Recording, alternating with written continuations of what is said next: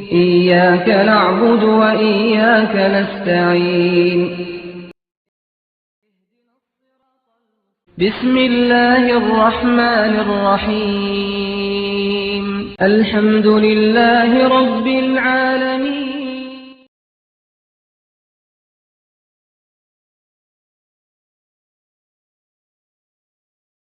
الرجيم بسم الله الرحمن الرحيم والصلاة والسلام على رسول الله على من لا نبي بعده إن الحمد لله نحمده ونستعينه ونستغفره ونعوذ بالله من شرور أنفسنا ومن سيئات أعمالنا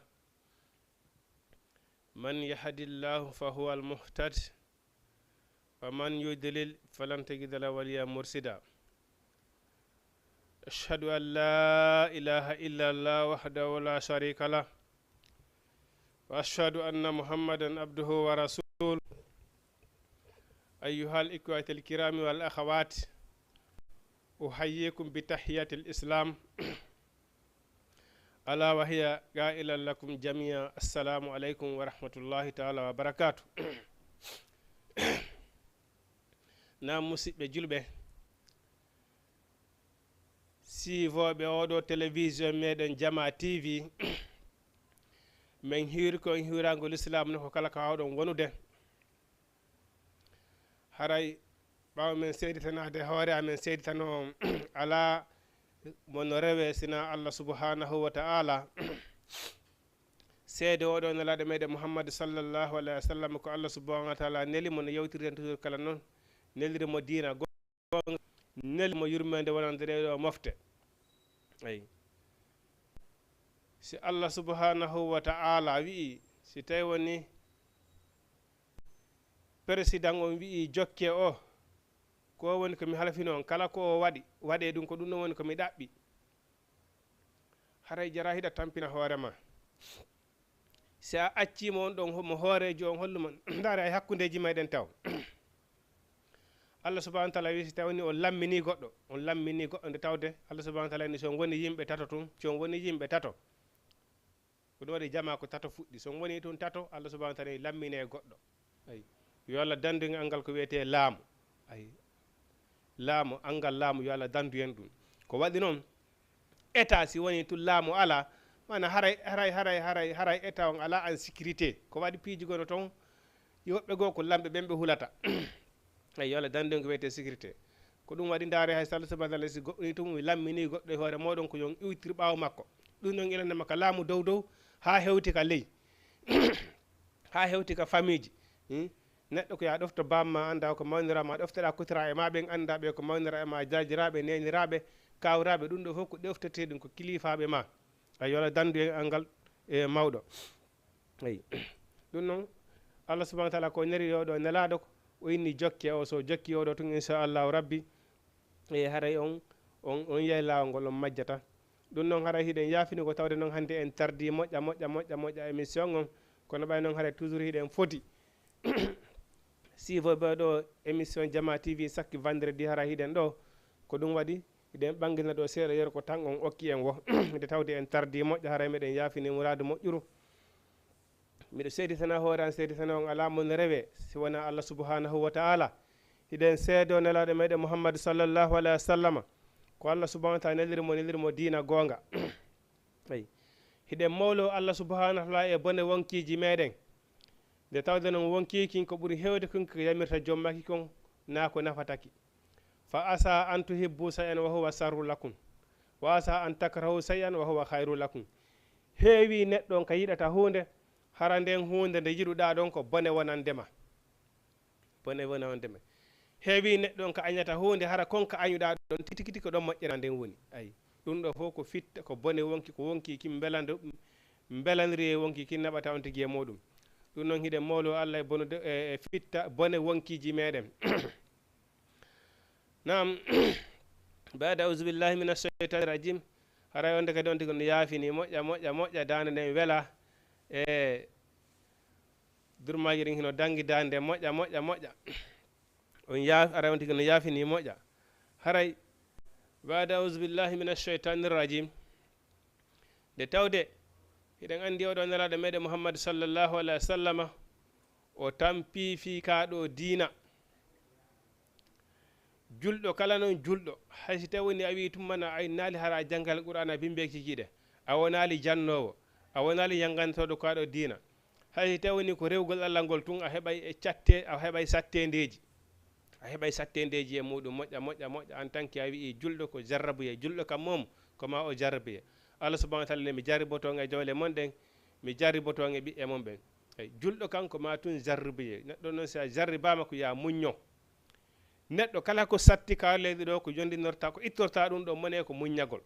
eyi andirta si satti ko allah subahana taala sattini si hoyi kadi ko allah subahana taala hoynata si satti toroɗa allah subhanahu wa taala ko kanko waɗi sattede yo ittir sattede o addira newende nden no waɗi sattere nden noon wona no waɗiri sattede nden noon ayi si satti allah subahana wa taala no wawi ittirde sattede nden kadi o adda hoyede wona no sattiri noon kadi fa inna mal usri yusra ay sattede newende ko ɗum wondi hara ande noon kadi ko weeli duumata ko ɗum wani goɗɗo fewndo ka newi ɗon piiji ɗin fof yombi ɗon wattan ɗon yiila tinno ɗon e waɗugol dewal tinno ɗon e waɗugol moƴƴere ay fewno ko tawi piiji ɗin fof hino newani ma ɗon tinno ɗon dey ay heewi woɓɓe go ɓe allah subahana wa taala jari borta jawle ɗo ɓe jokka weeli foti ɓe wonay e funkugol nde tawde allah subahana taala la yuhibbul fasada allah subahana taala yiɗa neɗɗo funkotoɗo mantotoɗo joni exemple anga neɗɗo julɗo allah subahana taala jarriboma ɗo jawdi no woni toon famille ma ɓe andanɗa hoore ma so ɓe hirtike ɓe soƴƴata hay si tawni wona famille ma miskinaɓe allah ɓen ɓe allah subahana taala ne ya ittu sadaka jonna ɓen no wodi woɓɓe goo so ɓe hirtike ɓe soƴƴata si soƴƴi hirtotako allah jarribora ma ɗo tawaɗa wakkiliɗo e sodugol ɗo complet andanɗa hoore ma jarayɗo 1 million ayi 1 million hara kawtal ma ngal ɗon woɓɓe so hirtike soƴƴata si soƴƴike hirtata faami a wakkila kettugol ɗon 100 francs soƴƴinaɓe walla hirtinaɓe eyi yahay noon ha ɗum lanna neɗɗo wiya e simiɗo anduno ko ɗum waɗi so allah subahana wa taala inni piiji ɗin fof ya hitti fewde ka woodi ɗon ya andutu hande si no weeli janggo kadi metto yaygoy ko weeli kon duumotako jawdi ne wawa giggol feetuɗo ayi nde no ara salmintande ne yaaha kadi waynotako ayi ɗum noon haray neɗɗon si newike ko yontigui tinno ɗon e waɗugol moƴƴere nde ayi ko heewi kon noon innal insana la yatiha arra hustahna ko heewi kon banu adama seeɓi jawdi o beway sina allah subahana wa taala faabima ko jawdi ndin fewjantamo ayi ka jawdi ndin fewjanma wo noon ko ɗum defata on tigui funtugol bonna waɗa piiji ndaare exemple hay ɗi haajuji mariage ji genteji ka waɗeten allah subahana wa taala no harmini waɗugol finance exemple waɗa ɗo mariage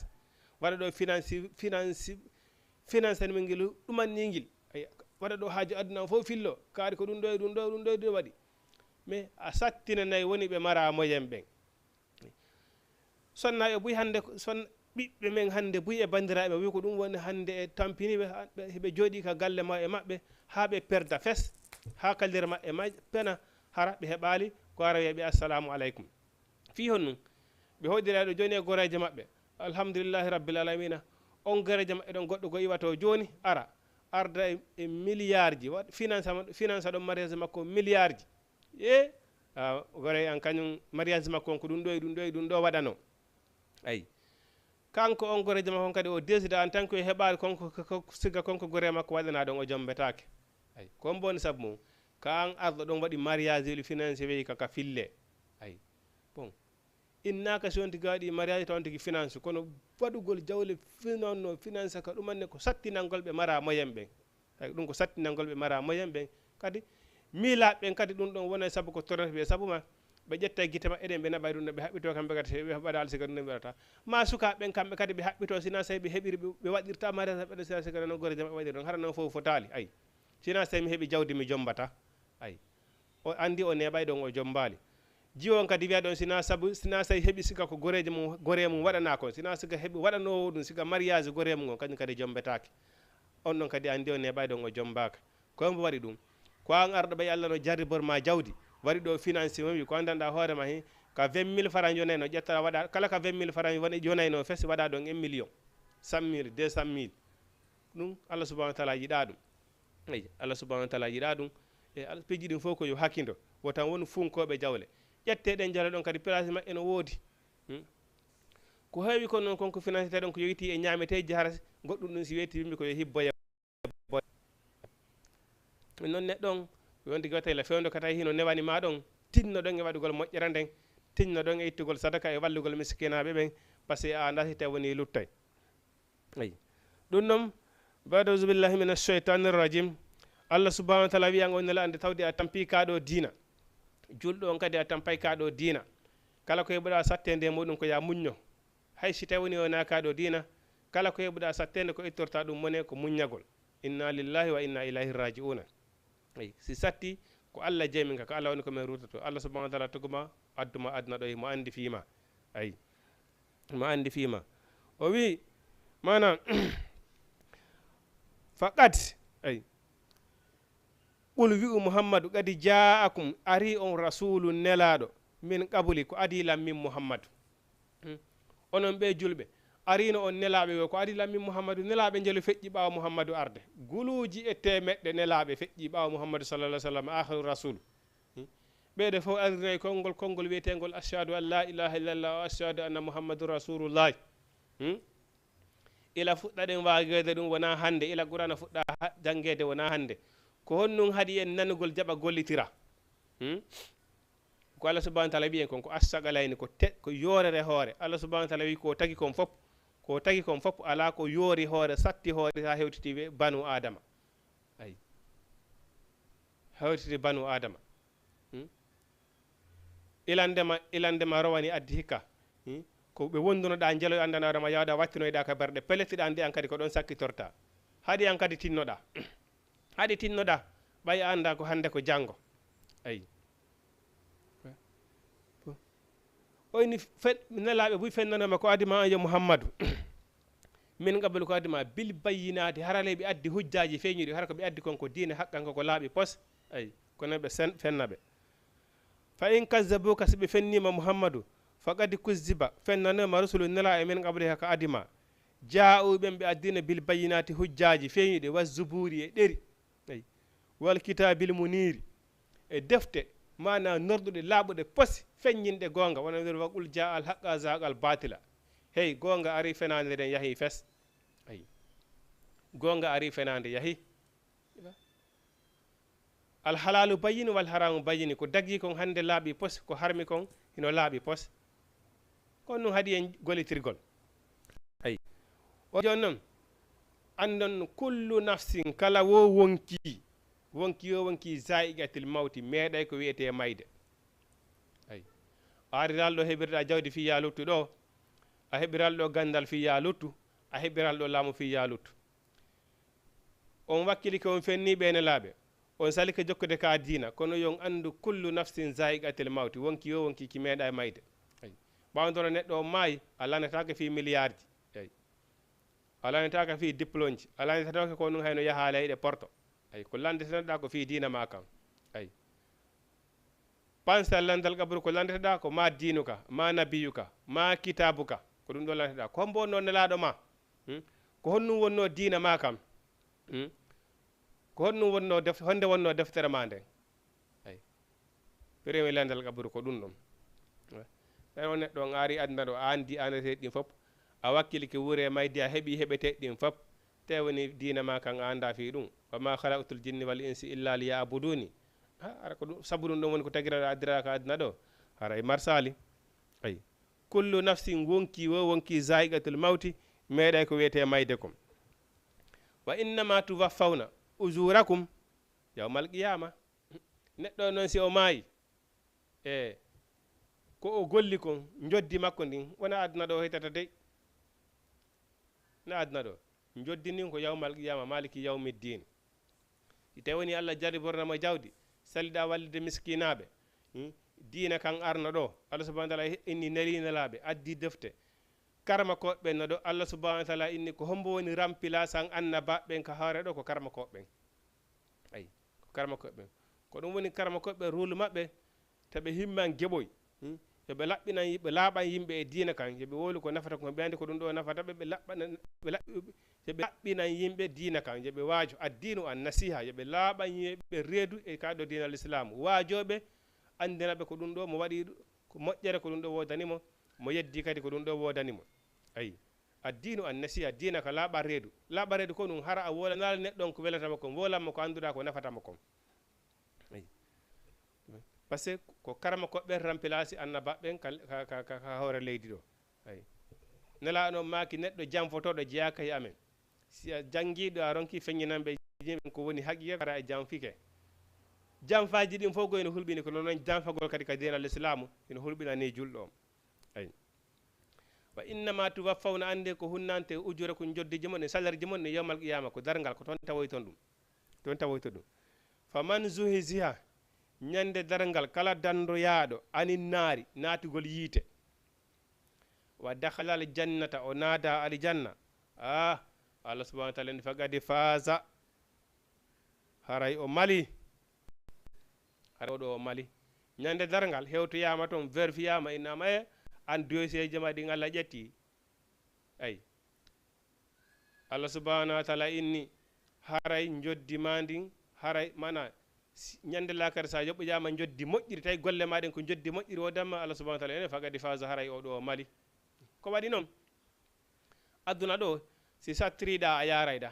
nde hitande ɗo si a golli a heɓali en aje mi habbo hitande arore nde no gasa mi golloyay ay si a janggi ha a gayni a naadi dossier ji ma e fonction publique ɗo ɓe ƴettalima bon hiɗa wawi tantirde kadi nokku go ha ñande heɓaɗa ko falɗa ɗon ha ñande ƴettaɗa o en tout cas to ko satti o ko satti a heɓay ko kaafina aduna ɗo ko satti o ko satti a heɓay ko kaafina ay kono sewtiyama lakara to ala hay nokku ko andanɗa hoore makko on tigui wawata retrouve solution fusi ala sina jaja o sayya a sayyi'a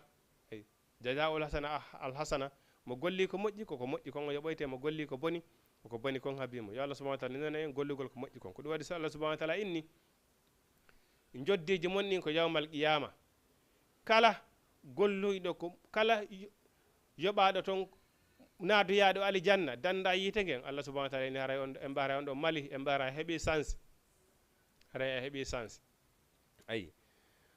o yi hon ɗum wa mal hayatu duniya ɗan ɗo gurdan aduna ɗan wonali illa mata'ul hururi sina gurdan hel hoday ngel ay ɗaynay ngel aduna ko gurdan hel ɗaynay ngel par ce que ko ha seeɗani mi guite woɓɓe go wurino ɗo duuɓi wulure mais no woɓɓe wuri ɗo duuɓi temeɗɗe ɓe mayuno enen noon jamanu sakkitego akhiru zamanu ɓe wi kala heɓuɗo duuɓi 60 haray on ɗon o heeɓi sanside hara heeɓi sansi jamanu men hande akhiru zaman kala heɓuɗo duuɓi 60 hara heeɓi sansi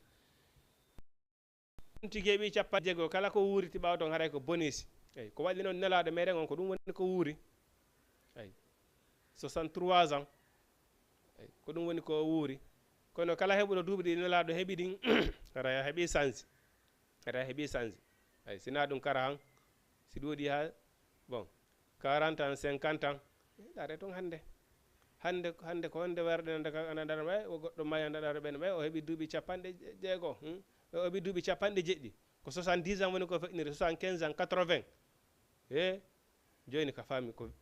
sani ko sukaɓe tun wona ƴettitede ay sukaɓe tun par ce que ko akhiru zaman wona ko fende monde ɗum ɗon tagoto yaran ɗum kore ɗiɗi de ko akhiru zaman wona ay sinama no akhiru zaman enen hara hiɗen woɗɗi ɗum Allah subhanahu wa ta'ala attention ay bal ta'ati sa oni attention darangal ari de darangal ngal ari ay darangal ngal ari oni attention wattane yila ay bal ta'ati sati wan saqqal qamara darangal ngal ari wattane yila de ay Allah subhanahu wa ta'ala signani ɗum ka Qur'ana duuɓi guluji ay haray ko yo on tigi wattan yila moƴƴa Allah subhanahu wa ta'ala inni kala dandaɗo ngeɗo yite wonata aljanna haray o mali ɗan ɗo gurdan aduna wonali sina gurdan hel hodayel ay ɗayne ala sansi nafi on tigi o si tawi woni on tigi golli rewi andi Allah andi kaɗa rewi ɗoftiki Allah subhanahu wa ta'ala jokki nelaɗo mana l'essentiel si on tigi andi fiyake dina muɗon kan jokki kaɗo dina ko ɗum ɗon tun nafata on tigi on tigi anda ha gayna gollitira yo Allah subhanahu wa ta'ala newna e gandugal kaɗo dina newna en kadi golitirgol ka mal hayatu dunya illa matal ukururi gurdan adna wonal sina ɗaynay ɗum ko ɓeli wonko ha seeɗa adaranta ɗo galleji ha mayaɗo ɓeyna bon surrema ka étage makko ɗon ay surrema ka nder galle makko ton hay so ɓe surrima ha galle ma ton ɗum nafatama e fus ay ɗum fus si nafatama hay e hunde sina golle ma moƴƴeɗen ɗum ɗon tun nafete ay ini Allah subhanahu wa ta'ala ni la tabulu wanna fi amwalikum wa anfusikum mi jarriburay on e jawle mon ɗen mi jarriburay on kadi wonkiji moɗon ɗin ay won min jawdi min ko min andi ko no heɓiri ndi jawdi hay goto wala ala ɗaɓɓude ndi ko min andi ko min andi ko ɗum waɗata ay ko gonga ma jawdi ma ndi ko an ɗaɓɓi ko an andi ko ɗum waɗata kono noon no woodi ko Allah subhanahu wa ta'ala impose ma o innima ittu sadaka ɗum ko annafata na Allah ɗum na haaju Allah subhanahu wa ta'ala sa itti jawdi ma ndin sadaka ɗum Allah subhanahu wa ta'ala la intérêt ɗum ko an mari intérêt mum sabuna koko tawoya ñande woni a wawana hoorema o wi ya ittu jakka jawdi ma ne sindi ɗuuɗi ha jakka farlike ndi ya ittu jakka ɗum ko obligatoire ko forcé ay jawdi ma ne yeru jakka on ko waɗɗindi kon ko jakka on waɗi kon ɗum ɗon a jeeya ɗum ɗon ko miskina ɓen waɗi ko ɗum toujours kala jewtay ɓe ittoɓe jakka jawle muɗum mana jakka ittugol jakka no wawa ettugol muudo ka suumaye andi sa etti muudo on tun sa etti tun ko ya yalti par ce que a jeeya ko jonne hanaɓe jenede kay hande yeyɗo patron ji men hewɓe ittoɓe jakka jawle mum ɗen yahayɗi ɗo wona million ji ɓe wallina kasuudi maɓɓe ɗon si torotoɓe ari ma ɓe ka fuutato no dina wallira ɗum ɗo ɓe yaltinira ɗon 10 000 15 000 20 000 30 000 ɓe jonnira ɗon haadi lanna na noon Allah subhanahu wa ta'ala yamiri jakka jawdi ma nen si ndi yoni milliard tawi ɗin ɗo fof ko jakkaji hitande nde ittuɗa ndi ka gaynɗa ittire ɗon ndi hana walde ka nder suudu ma ton ko ya yaltu jonna miskinaɓe Allah subhanahu wa ta'ala inni yo jonna ɓe ayi ko obligatoire a jeeya Allah subhanahu wa ta'ala ni ɓen salotoɓe ittude jakka jawle maɓɓe ɗen ɗen jawle ɗe ɓe saloto ittirde jakka gogo premier position tan honnum si on tigui waalike surrama yimɓe makko ɓen hucciti jawdi makko ndi salno ittude jakka ndi wontoya e bollil ay ko ndin findintama kaburu makko ay huccutugol ɓe mana si munkare wannakkiɗi mana si munkare wannakkiɗi ari landiki on tigui landal kaburu ha ɓe paari ɓe hucciti ko ndin boddi ɗon ay ndi taaro on tigui la koyɗe ha ka ndinna ko min wonno jawdi ma ndi bungiraynoɗa ko aduna nosira salno ittude jakka mi woni jawdi ma ni ko ene wondata ɗo ha ñande ummital ay ndi soppa on tigui ɗon bimbe kikiɗe ay ko wulata ɗon ko ɓenni hay mummunteji ɗin fof nanay ko banu mana ko banu adama tum woni nanata kabaru ko watta ka nder kaburu ɗon kon ay si immitoyama ñande dargal kadi jawdi ndo salino ittude jakka ni si on tigui natoyama yiite jahannama ndin jawdi ɗon ko wattoyte ɗum feeruje yiite ko ndin malaika ɓen paasiroyta on tigui daasi e ɓandu makko ɗum bimbe kikiɗe jame ko ɗum ɗon wonti ko lectirte ɓenne ko ndiɗo jawdi no yonoɗa bongirta ka aduna salaɗa ittude jakka ay ko ndin ɗon on tigui lectirte hande bon joni noon ala ɗon solution nokke ko ndin Allah subhanahu wa ta'ala joni acci mi hoota aduna mi waɗa ko moƴƴi solution ala hande kadi solution on fof ko aduna ɗo ay solution on fof ko aduna ɗo ko ɗum waɗi so inni tinnoɗen ay tinnoɗen bon no woodi ɓe Allah subhanahu wa ta'ala jarribora kadi jawle ha tawatara jawle ma eɗen heɓay kaɓe itta sadaka fammi kono manankumma kum fo hay tawi ko valirde 100 000 francs an kadi woni itto sadaka bimbi kata ron kam miskina ɓe Allah ɓen 100 francs 200 ay innigol amin bon sina so mi woni milliardaire jo mi ittata sadaka anda so Allah subhanahu wa ta'ala foduma wonugol milliardaire jo ayi ko ɗum woni mi jarribortoɗon e jawle mon ɗen ay min di jawdi an ko min heɓini ko min andi ko ɗum watta ay ko an andi ko watta ko ɗon daaru ko nafatama kon yaw yurnaɗa ka qur'ana anda ko honnum Allah subhanahu wa ta'ala yamiri si neɗɗo heeɓi jawdi ko ɗum o hani waɗude ay ta ndaaro an ko arrangement kon de ko an anda ko ndaaru ko Allah e nelaɗo wi ko farli jawdi kon waɗa ɗum ay wa anfusakum mi jarribo on kadi ko e meɗen jeunesse men hande loi an nasara neɗɗon so woni majeur hande kadi hay nene makko e baba makko anda fi makko kanko andi ko ɗum waɗata eyyi ko hande wolata ɗum nene ma tegike ma lebbi 9 balɗe sappo ɓe jibinima duuɓi ɗiɗi walla duuɓi tati lebbi 9 ka reedu ɓe jibinma ɓe bambuma duuɓi ɗiɗi duuɓi tati hiɗa andi ko honum feƴƴi ɗon kon ko honum feƴƴata hakkude ɗon kon baba ma ila fuɗɗima dépense de an kadi wawɗa dépense de hoorema ayi nene e baba ko dañe fe ɓiɗɗo kon ha ñando wiya goynani hoorema ko ɗum waɗi so Allah subahana taala wi hay goto wata yoɓude nene e baba an sami a wawata ɗum on ɓiɗɗo mara ndin joddi kana si Allah subahana taala moƴƴiki e ma moƴƴude an kadi nde ɓeɓe wona wiri noon mon ɓe ne'iri on keccu onon kadi ne'itire e mawgu ko ɗum ɗon tun wawɗa mais mi yoɓi nenan walla mi yoɓi baban a wawa ɗum ila ñandete gaɗa kasede nenema ko bamma waɗi ƴawi jippi jolde ƴawra ha jibinaɗa finance ma ɗon hirande soƴƴari e koltu e sa nawni ha an kadi hande wawɗa widala ande kadi a wawi hande kadi heɓankal hoore ma 100 francs sira faala hara ko honnunde a yaɗɗa ɗo multi milliard ji a wata yoɓude nenema e bamma a wawa ɗum ayi ko ɗum waɗi sa ko ya moƴƴe tum ayi tellement que daari ko Allah subahanahu wa taala imposi e moƴƴagol e mawɓe amaɓen o wi ibudullah rewelatmi Allah wa bil walidayni ihsana nene e baba moƴƴoɗon e maɓɓe hako ya moƴƴe ede a wataɓe yoɓude de a wataɓe yoɓude kono hande ɓiɓɓe ɓe daare hande surtout si tawi nodigi heeɓi ka heɓoni o heeɓi Allah subahanahu jariborimo jawdi hay nene makko e baba makko sustama wolande so woti e galle ko kukuru ton wattere gandi kaari ari nene c'est pas ça Allah subahana taala ene cippina mawɓe maɓɓe cippita ley konngol maɓɓe gati mana ta konngol ma ngal woni sengo dow konngol mawɓe maɓe ayi wakfidu lahuma zanahi zulli mana cippinam ɓe cippita ley koyɗe mawɓe maɓe kono an joni a heeɓi jawdi joni ko mawɓe maɓe ɗofitantoma fi honno fi tun a heeɓi jawdi no hulɓini wallay hande ko ɗon fewdiren hande ɓiɓɓe buy hino wodi ka galleji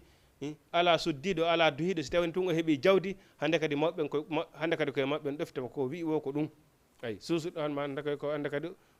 wona noon ayi ko ya moƴƴe mawɓe maɓen ko ɗa so inni Allah subahana taala inni tikkira nene baba no tikkinamo kanko Allah subhanahu wa taala moƴƴagol e nene baba ino weltanamo kanko Allah subhanahu wa taala neɗɗo alamma ala joddi nene ɓe ko ya moƴƴe maɓɓe ayi joni noon hande ɓa woni majeur hande kadi min kam falami watta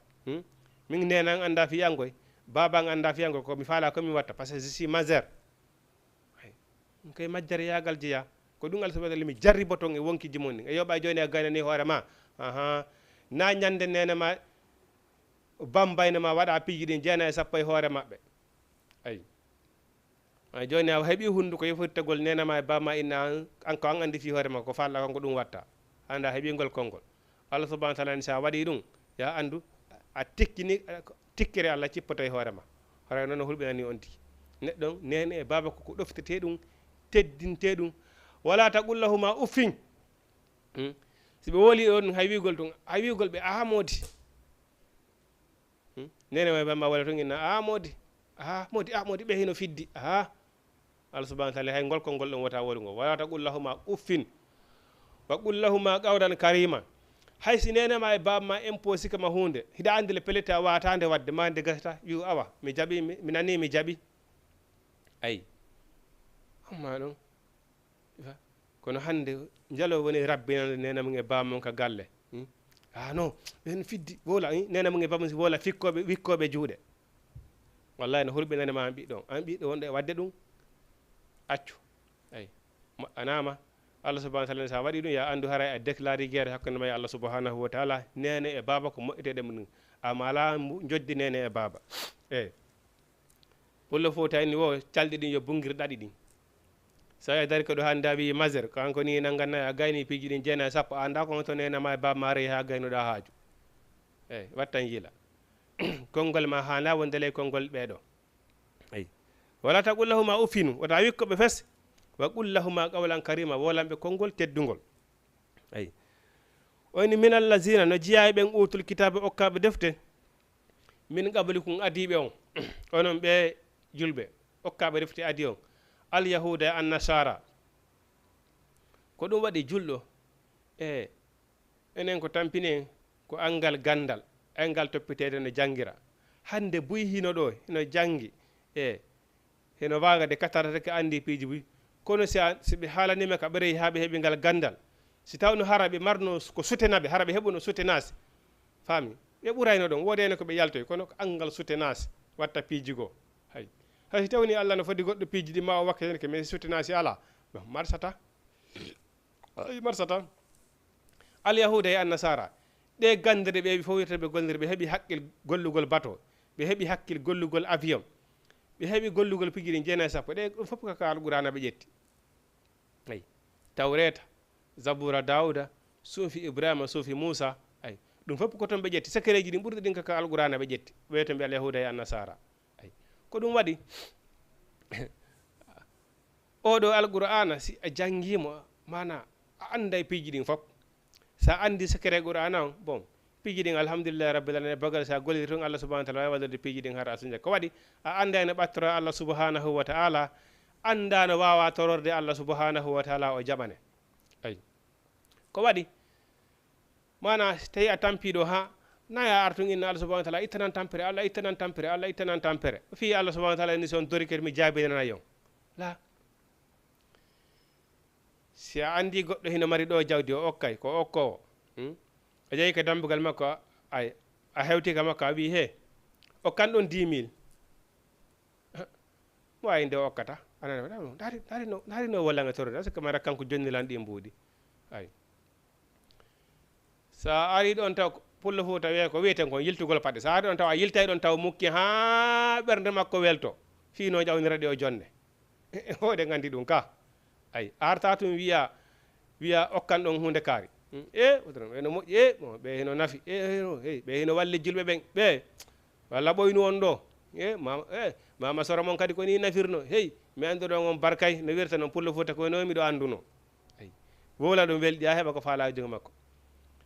si a faalama pijjiɗi e allah subhanahu wa taala no wodi ka rewantamo newo a insinoto taw e bakkatuji maɗin ay ɓay neɗɗon pelliɗ ande ɗe wadde bakkato a tuubay taw ruttuɗa e allah allah komi jiyaɗema wonɗoma e bonnude bimbikiɗe jamilira allah yaafolan tuuba e bakkatuji maɗin juula e nelaɗo mouhammadou sallllahu alayhi wa sallama ay nde tawde allah subahana wa taala inni oɗo nelaɗo ko sabu makko woni ko tagiri aduna ko woni aduna on kon fof ay juula e nelaɗo ay ɓattorama noon inɗe ɗe faalaɗa ɗen walillahi l asmaul husna fadu'uhu biha ko allah subahana taala wodani inɗe moƴƴe ɗen tororemo ɗen inɗe moƴƴe ay ko ɗum waɗi gandal ngal alqur'ana o c'est très important sifa ullin nas alqur'ana ko cellal ko nafoore wonande yimɓe ɓen si a janggi alqur'ana no wodi pijiɗin ka rewata allah subahanahu wa taala newna e pijiɗin si a du'anike hoorema allah jaabinane siko goɗɗo du'aniɗa kadi inchallah rabbi e bawgal allah subahana wa taala jaabina ko noon ko sa andi ko honto rewata wawa torade allah subahana wa taala jaɓirta noon toon du'a ay mi tampi mi weelama mi faala ko mi ñaama ay mi juula ɗo ha mi gayna assalamu aleykum allah ko ranko mi ñaama allah ko ranko mi ñaama way ne wodi taw ko rewata ha hewta ko faraɗa kon ay hunde kala kadi dambugal kala e ngal sokorɗa ngol hino wodi kaw tororte ay dambugal kala e ko tororte kon ko fakki anda nde ɗo hunde nanguima ko honto wawɗa rewde ko hon dambugal hongal wonɗa hanuɗa rewde toroɗa allah nde hunde nde faalaɗa ɗo so tawni ɗo nga anda a neɓa du'ade ɗon inna mi duyiki mi ronki allah jaabinaɗi par ce que fiyo ɗum a rewali ka reweteɗo ayi yidugol ɗo e président o no newi ha kono ko sa heeɓi saabu ma ko sa andi ka rewete sa heeɓi saabu joni ka rewete ɗon o yiide e muɗum a tawi ɗum hino newoto heña ay wona e facile la ay kono ahi sa anda ka rewete ɗon a nana inde président ay so on yidata par ce que anda ka on to rewete ha o yiide ko noon kadi woni fi toragol ngol kadi il faut que neɗɗo on anda ko honto wata rewde jangga kadi anda ko ɗum allah subahana wa taala inni minal zina ɓen utul kitaba okkaɓe defte min qablikum adiɓe on alyahuda e annasara wa minal zina ɓen asira ko sirkoɓe asan kasiran on naniraɓe kadi lorraji hewɗi ayi ko waɗi ɓe tubakoɓe alyahuda e annasara ɓe yiiɗa koye avancé ɓe yiiɗa enen africain ɓandu ɓaleru ndu ɓe yiiɗa avancé par ce que fiyon num si en avancé wona avantage maɓɓe ay ko ɗum waɗi gandi hewde ɓe suuɗa yen ay enen kadi noon ko yen ɗaɓɓutu alhamdoulillahi ɗen ɗaɓɓutude koni ko yen ɗaɓɓutu kono noon bon tardement ji hewɗi waɗi karansi wawi en heɓɓitade goɗɗi goo hande kadi ay karansi wawi en heɓɓitade goɗɗi goo hande kadi ay bon tifa ko wonano docteur mamadou wori makirta to non e beyanaji maɓɓe goo ay kamɓe alyahuda e annasara en kamɓe puyndal maɓɓe ɗan ko seeɗa ni kamɓe puyndal maɓɓe ɗan ko seeɗa ni ay enen noon ko puyndal ɗan ɓuuri ɗuɗugol golle ɗen puydan ɗam ɓuri ɗuɗugol ɗaɓɓugol gandal ngal ay koko puyɗeten ko ɓuri ɗuɗude mais heɓiren gandal honno heɓiren gandal honno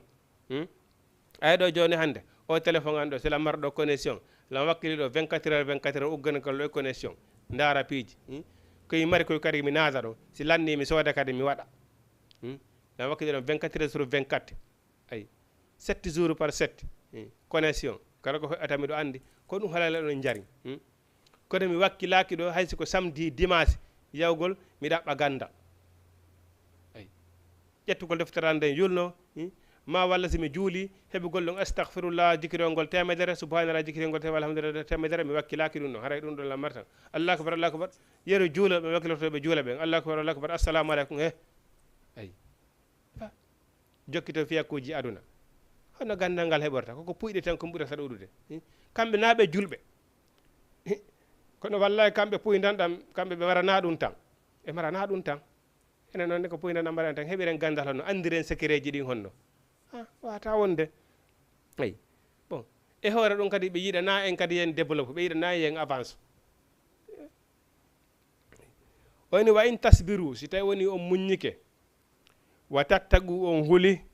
ay fa inna zalika no ɗum ɗo ndey min azmul umuri koye fiyakuji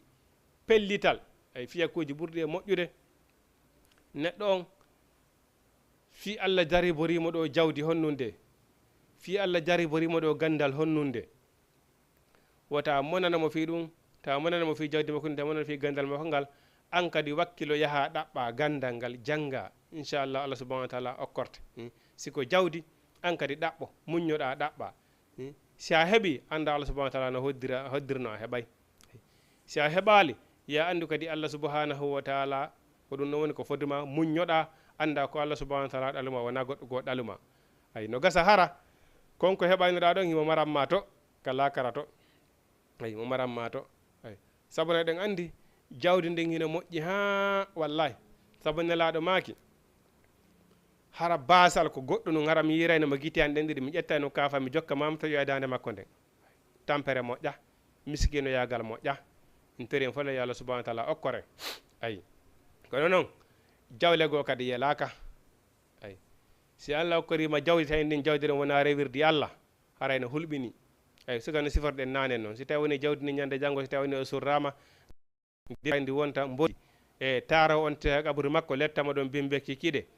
immintine kadi ñande dargal hara ɗen jawle ɗon ko yo watte feeri jeyite pasire on tigui bimbeke ko woni lette on tigui ɗe ñande janggo hara ndi jawdi ɗon ndi yelaka hara siko ndin ɗon haray on tigui yo toro e allah yo allah subahana taala accammo wattanmo ɗum ɗon ka bandake makko ñande janggo joɓiɗirama ɗon joddi alijanna ayi neɗɗon ko ɗum waɗi ko wakkilo ɗaɓɓen ɗaɓɓirano laaɓiri ayi imalu saliha kulu min tayyibati ma razaqnakum nelaɗo maki golle ko moƴƴi ayi a julɗo sina hara golle ɗe dagaki ɗe dagiɗe heɓaki fes wota gollu ko harmi wota gollu golle harmude eɗa marno capacité heɓoygol ɗaɓɓugol golle daggiɗe ɓay ko harmiɗa kon ko ɗon mbuuɗi yawoto heɓade heña ay on tigi koye ɗon mbuuɗi heɓo heña satti par ce que jawdi ndi si woni handi ɗuɗoy ndi metti laɓɓinoyde goy ndi metti laɓɓinoyde ayi nelaɗo maki allah subahana taala wi golle dagiɗe ñaamon kadi ko laaɓi dagui kon ay ɗum noon to woni solution ngo ko ɗum ɗon nafata dogui ñanode ɗaɓɓiri do no ɗaɓɓiri wo a sikki a ɗayne e allah subhanahu wa taala ko sama kala no sama kala no so jawdi ndin heeɓi komi laaɓoyay ay mi tuuboyay ma mi laɓɓinayndi wata marsude par ce que asli on hoore nden si tawi woni tuuni tun marsoyta ay langol ngol ko bone ɗon wara e marsoyta ay neɗɗon ko yo ɗaɓɓirno laaɓiri ay wata wonude si tawile hi sesi ha wona nelaɗo kira noon goɗɗo si ha daari tawi wonkima kim bonay woni hino dagade ma ñamugol ko harmi ko ga heɓa ko dagui ay si satti ha hay tawni awa heɓali si wona ɗum ɗon haray gollu fiya dandu wonkima kin kono waɗa sorale haraɗa waɗode sorale kadi haɗa heɓa ko dagui kon no gasa e boggal Allah tun sa waɗi sorale Allah subahana taala yaltinte moɗum ɗaɓɓoya ko dagui kon ayi no wi ɗaɓɓe ko laaɓi golle laaɓuɗe ñamon kadi ko laaɓi dagui kon saabu ɗen andi neɗɗon haysi tawni ko ñamata ko woni ɗaɓɓirde kon kono harmiri hay o juuli ɗo ha hunde makko nden tufi ma ha o itti ɗo sadaka wonnude ko neɓi wiide Allah subhanahu wa taala jaɓata ɗum ay sadaka wuurɗo ko harmi Allah subhanahu wa taala jaɓata duwa o jaɓata ay ko ɗum waɗi karma koye men duwantoyɓe ɓe ɗaɓɓirten duwa ɓen ɓe wallito en piiji ɗi jeena piiji ɗi moƴƴa fi honnum ñamugol ko dagi ay ñamugol ko dagi ndaare wona karama koye men heewɓe ansemɓe ay si a ndaari wona ka men exemple e wona Sénégal ɗo so a ndaari wona Serigne Touba en kamɓe ñeeɓe adde jawle ƴette jawle adda ka maɓɓe jakkaji ma inane wallitiɓe ɓe ñamatade kamɓe kadi ɓe ƴetta ɓe wallina ɗon si miskinaɓe go ari ɓe ƴetta ɓe sakko ay en tout cas ma ɓe waɗande nokku goto ko andaɗa hoore makko ko l'islamu haton jini mais koko ɓe golliri juuɗe maɓɓe ɗen comme ɓe ñamata yahe madinatil munawwara nela ha hande batte gese nelare ɗen hino madina ay ɓe gollirane juuɗe maɓɓe ɗen karama koye ɓe andaɗa hoore ma adi e gese men ko juuɗe maɓɓe ɗen ɓe gollirane ko ɗum ɓe ñamata fi honnu koɓe ñamata kon ko harayno laaɓani ɓe heɓe andi hin koko laaɓi dagi ko ɗo ñamata par ce que fi honnu fi hiɓe fewti rabbu samawati arde hiɓe torade hiɓe faala ko ɓe toro du'a maɓɓe on jo jaabo ɓay noon hiɓe faala du'a maɓɓe on jaabo ɓe anday ko honnu ɓe ñamata ay wa man yuga suha nafsihi fa ulaika humul muflihuna ay kala dandaɗo rereru wonki muɗum kin ko jiyaɗo e maleteɗo he allahu akbar ande karam ka Ibrahima ɗo inchallah rabbi ɓe wajoɗo kono ɓe fotira joni jonnoɓe joni kamɓe wartum no ardiri o ay en yiyali noon si karama koɓe ɓen jonnamewta ɓe ñamude ay par ce que karama ko en ka wonɗon ɗon imamu ka wonɗon ɗon so jawdi addama ono on anda mana adduɗo jawdi ndin on on andiramo piiji harmuɗi par ce que neɗɗo ko andirama ko on jijata a yiyalmo yeeya piiji harmuɗi sa yahi ka place makko ko noka piiji dagui tun yiyata ton anda no ɗaɓɓirde on so ari o yeeyi o ƴetti jawdi o joni karam komin ɗaɓɓori on duwa bon ayde ɓay ñama par ce que a yirano ko harmi ko won tun ko si laaɓani o mutlagan oɗo koko harmi woni e gollirde so addi haray wota jaɓu ñaama ay kono nelaɗumaki o kala ka sikke woni terto ka sikke woni ɗon ala ka sikke ala ɗon sikke juulata e ko yoni karama koye men araɓe ɓen kamɓe koko ɓe remirayno gesa maɓɓe koɓe remano e gesa maɓɓe ko ɗum ɓe ñamayno ay ndaare toon duwaji maɓɓe ɗin ndaare duwaji maɓɓe ɗin ɗen tori Allah e karama ko ɓe wallito en ɓe ñaama ko laaɓi dagi kon ɓe torano e mofta ɗen inchallah duwaji maɓɓe ɗin wawa jabade eyi neɗɗon si tawi woni ko harmi on to gonene ñamude oɗum woni e faggitade e duwa on wawata jabade wa in tasbiri ko so muññika wa tattagu on huuli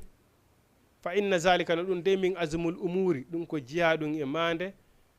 fiyake mawnuɗo eyi wongol neɗɗo muññiɗo wa is akhadha llahu misaqa allazina utul kitaba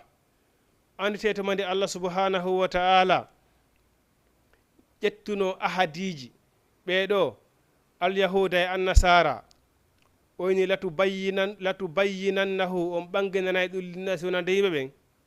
wala taktumunahu on suuɗata ɗum fanabazuhu ɓe waɗi ɗum wara a zuhurihim ɓe bogi ɗum ɓaawo maɓɓe wastaru bihi ɓe sottitiri ɗum samanan qalilan coggoloy fanɗukoy ayi Allah subhanahu wa ta'ala yino ya bani israila uzkuru ni'matallahi ni'mati alaykum ayi iɗon andi nelaɓe ɓen fof koye bani israila woni koɓe yalti ha yowti Muhammadu sallallahu alaihi wasallam bani israila koɓe okka dole koɓe okka gandal kan ɗiya moftaji fof hay goto okka ka ɗum ndaare hande wona kamɓe wona yande ɗo hoore Palestine juulirde nde andanɗa hoore maɗa annabaɓe fof ko ɗon rewi baytil maqdis Palestine nden juulirde ko ɗon nelaɗo royrano naɓa ko asamaw holla wisti asamawji ɗin fof wisti yite ngen wisti alijanna o ayi arsikeji ɗin kadi ko ɗon cipporta ko ɗo mana baytil maqdis Palestine dambugal asamaw on ko ɗon woni ayi arsike on ko ɗon rewata cippo tawata gorde nder leyga ayi ko ɗum waɗi si alyahuda e annasara hino haɗi ɗon julɓe ɓen ay hino sakkade ɗon julɓe ɓen ɗum noon ay joni noon wona hande ko ɓeɗo woni arde yeeya doole e hoore ɓeɗo julɓe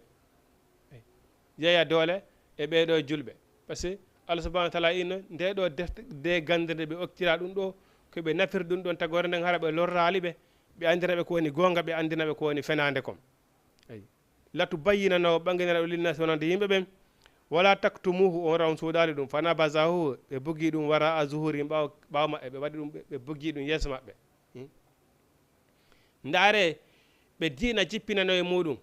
ɓay tum ɓe yeddi ndaare ko ɓe woni wadde hande julɓe moden ay ɓe Allah moƴƴi e muɗum ɓe moƴƴi Allah subahanahu wa taala moƴƴike moɗon onon kadi moƴƴere e Allah wona no moƴƴere e moɗon noon wastaru bi ɓe soditiri ɗum samalen qallilan ceggole e fanɗu koy Allah subahanahu wa taala fa bi'sa ma yastaruna boni konko sottir ɗum wonkiji moɗon ɓay ko fi jawdi aduna fiya kadde ɓe woni haɓirde ɓeɗo julɓe lorraɓe Allah subahanahu wa taala in ɗo boni koɓe sotitiri wonkiji maɓɓe namu Jama TV leere men on yoni haray hande udditugol numéro téléphone men on e hotere seeɗa kono ɗen wawi darde tan 5 minutes udditiron numéro téléphone on ɗon wawi wadde 78 116 82 38 78 116 82 38 inchallahu rabbi naton ka Jama TV dans 5 minutes wawa en waynodirde inchallah ɗum wawi wadde 78 116 82 38 ayi Allah subahanahu wa taala o wi wala mana wala la tahsabanna allazina ay wota on weltor la tahsabanna allazina wota on weltor yafrahuna ay la tahsabanna wota sikku allazina ɓen yafrahuna ɓe weltora bima ataw ko ɓe okka wa yuhibbuna hiɓe yiɗi an yuhmadu nde ɓe yettirte ɗum ay bima lam yafalu hara ɓe gollali ɗum noon ay bima fasatin ɗum ko malal wonande minal azabi morde lette ɗen ay walaw hino wodani ɓe azabu lette alimol muusuɗe ay kanko Allah subhanahu wa taala wi la tahsabanna wata sikku allazina ɓen yafrahuna ɓeno weltora bima ataw konko ɓe okka wa yuhibbuna hiɓe yiɗi an yuhmadu nde ɓe mantete nde ɓe yette ko ɗum waɗi Allah subahanahu wa taala wi neɗɗo mana julɗo sa neɗɗo hino yiɗo mantede kala ko yaari o yo mante inde mum wawle piigi ɗin hara wona saabu Allah wonda waɗirde ko saabu yimɓe ɓen wonda waɗirde ɓaynan ko wonda waɗirde konko fiye ɓen yi'u wawla ko ɓen Allah subahanahu wa taala ni ñande janggo ɓe aroyay golleji maɓɓe ɗin waɗe haba an man suura ɓe to ɓeya nde ɓe okkorno nde ɓe arno ɓe tawi yimɓe ɓen ɓeyano tampi ɓe okkori ɓe ñammini ɓe ha ɓe haari ha ɓeya welti moƴƴa ɓe okkori ɓe holtiniɓe ɓe okkori ɓe mbuuɗi ay tawi ɓe tampi ɓeyayi ni acce men torano on acce men weltanon ɓe waye la nuridu minkum jaza'an wala sukura innama nutimikum liwajhillahi wota on jarno men wota on weltano men weltane Allah ko men ñammirani on ko men ñamminirani on ko sabu Allah ɓay noon ko sabu Allah min waɗiri onon kadi weltane Allah tifa kono ndaare enen hannde kala ko waɗa ko ma aduna Allah fof anda joni noon kadi piiji ɗin ɓurti wonande en compliqué par ce que ɓay ala dani en réseau sociaux non gasa beteki hannde si taw woni ara waɗino ka saare mon hara ko ɓe ka saare mon on tun andayno harana gasi kono hannde kala ko waɗi on tigi waɗi aduna on hannde aduna Allah on fof yiida nde wotere hannde ko ɗum ɗo kaari waɗi ayi Allah subahanahu wa taala sa itti sadaka ko ya ittu sa ittu sa okkiri ñamgol haranano ngon andali ko Allah subahanahu wa taala ko ɗum ɗo sadaka de ayi fan imma hiya sadakati Allah subahanahu wa taala ni kaweɗi sadakaji feññinaɗi kaweɗi par ce que ɗi ala benna sansi ala benna jarin sadaka feññinaɗi ɗi sadaka waɗaɗo tawi foppu yi andi ko ɗum ɗo kaari Allah ni kaweɗi sadakaji feññinaɗi Allah subahanahu wa taala si tawnata on suuɗino ɗi watu utol fugara on joniɗo miskina ɓe fof wa hayru lakum ko ɗum ɓurno moƴƴande ko Allah andi kon ɓuri ko goɗɗo andi kon par ce que ko Allah yoɓata sa feŋŋini tun ara hande kadi a waɗirala sabu Allah ko sabu goɗɗo waɗirra on no mo waɗirra sabu muɗum si joddino woodi janngo ara ko on ɗon o yoɓoyte 78 116 82 38 eyi Allah subahanahu wa taala ni wota ɓe sikku konko ɓe woni e mantorde ɗon ɗum ko malal wonande ɓe min al azabi immorde lette ɗen walla hum hino wodani ɓe azabu lette alimu muusuɗe walillahi ko allah subhanahu wa taala wodani mulku samawati laamateri asmawo jiɗi wal ardi e leydi ndi wallahu no kanko allah noon ala kulli sayin e dow kala hunde qadirum ko hattanɗo namu jama tv harane tawde hannde en tardi e aray waktu men on yoni ha ɓurti alansara on kadi yoni inchallah rabbi haray hannde heɗen wawi darade ɗo ha yontere hannde inchallah rabbi so tawni allah subahana taala nannini en e hoore jaam haray onon wonɓe suivre jama tv ɓen fof miɗen tori allah yo allah subahana taala waɗu on heeɗiɓe nani jaaɓi minen kadi allah taw hara komin woli ɗo komin hawri e sahaba allah taw hara koko immorde daaliya allah subahana taala e mako nara oni komin yewti si tawi woni paljanogo haray meɗen yaafini mouradu moƴƴuru haray meɗen torani meɗen torani kadi président amen ɗo pdg wuuro guiɗo jamma yo allah subahana taala nawru entreprise on yeeso entreprise ji julɓe ɓen fof yo allah subahana taala nawruɓe yeeso hayɓe wona julɓe ɓen yo allah subahana taala nawru entreprise ji maɓɓe ɗin fof yeeso maraɓe ɓen fof yo allah subhanahu wa taala ɓeydanɓe ɓe maraɓen yo allah okkorɓe yo allah ala ɗon okkoren barki maw e meɓen danda en ala wata danda en kata e kasara yafano en fattiɓe juloɓe ɓen fof enen kadi torki allah fattiki annabijo on nde ɗen ƴettiteɗe woya yo taw hara allah subhanahu wa taala no yiiɗi en jarli en yaafi en si o ƴettita en haray onon gonɓe suivre jamatiɓe fof on salminama on weltanama inchallahu rabbi haray en bandiredi prochain kadi yo allah newtanen hara ko ɗum woni ko helniɗen forten gar sika heɓɓanen katade nden allah e wawata ربنا آتنا في الدنيا حسنة وفي الآخرة حسنة وقنا عذاب النار ربنا آتنا من أزواجنا وذريتنا قرة عين واجعلنا للمتقين إماما اللهم لا سهل إلا ما جعلته سهلا وأنت تجعل الحزن إذا شئت سهلا لا إله إلا أنت سبحانك إني كنت من الظالمين اللهم صل على محمد وعلى آل محمد وعلى أزواجه وذريته ما صليت على إبراهيم وعلى آل إبراهيم وعلى أزواجه وذريته إنك حميد مجيد اللهم بارك على محمد وعلى آل محمد كما باركت على إبراهيم وعلى آل إبراهيم وعلى أزواجه وذريته إنك حميد مجيد أقول قولي هذا أستغفر الله لي ولكم السلام عليكم ورحمة الله تعالى وبركاته بسم الله الرحمن الرحيم الحمد لله رب